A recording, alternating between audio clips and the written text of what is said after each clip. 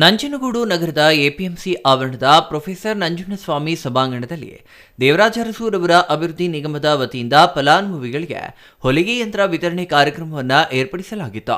ಕಾರ್ಯಕ್ರಮವನ್ನು ಶಾಸಕ ದರ್ಶನ್ ಧ್ರುವನಾರಾಯಣ್ ಉದ್ಘಾಟನೆ ಮಾಡಿದ್ರು.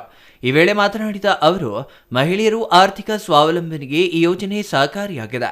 ಈ ಯೋಜನೆಯನ್ನ ಸದುಪಯೋಗ ಪಡಿಸಿಕೊಂಡು ಮಹಿಳೆಯರು ಉತ್ತಮ ಜೀವನವನ್ನ ಕಟ್ಟಿಕೊಂಡು ಸ್ವಾರ್ಥಿಕತೆಯಿಂದ ಕುಟುಂಬ ಜವಾಬ್ದಾರಿಯನ್ನ ನಿರ್ವಹಿಸಬೇಕೆಂದು ತಿಳಿಸಿದರು. ಇವತ್ತು ನಾವು ಕೊಡ್ತಾ ಇದ್ದೇವೆ.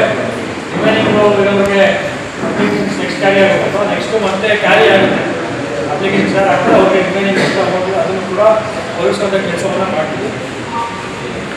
ಆದರೆ ಈಗ ನಮ್ಮ ಗಾಯತ್ರಿ ಮೇಡಮ್ ಹೇಳೋಕ್ಕೆ ನಿಮಗೆ ಒಂದು ಆಲ್ಟರ್ನೇಟ್ ಸೋರ್ಸ್ ಆಫ್ ಇನ್ಕಮ್ ಮುಂಚೆ ಎಲ್ಲ ಮನೆಗಳು ಇರೋದು, ಪ್ರತಿಯೊಬ್ಬರ ಮನೆಗಳು ಕೂಡ ಒಂದು ಸಣ್ಣ ಯಂತ್ರ ಇರೋದು. ನಮ್ಮ ಮನೆಗಳು ಕೂಡ ಇತ್ತು, ಸಣ್ಣ ಪುಟ್ಟ ಕೆಲಸ ಇದೆ, ಇದರಲ್ಲಿ ಮಾಡ್ಕೊಳ್ಳುವಂಥ ವ್ಯವಸ್ಥೆನ ಮಾಡ್ತಾ ಇದ್ದೀವಿ. ಅದರಿಂದ ನಾವು ನೋಡಿದ್ದೀವಿ ಯಾವ ರೀತಿ ನಮ್ಮ ತಾಯಿ ನಮ್ಮ ಅಜ್ಜಿಯವರು ಯಾವ ರೀತಿ ಯೂಸ್ ಮಾಡ್ತಾಯಿದ್ರು, ಏನೇನು ಒಯ್ತಾಯಿಲ್ಲ ನೋಡ್ತಾ ಇದ್ದಾರೆ ನಾವು. ಅದರಿಂದ ಸಣ್ಣ ಪುಟ್ಟ ಮಕ್ಕಳು ಕೂಡ ಇದರಲ್ಲಿ ಒಯ್ಯುವಂಥ ಕೆಲಸ ಅವಾಗ ಆಗ್ತಾ ಇತ್ತು.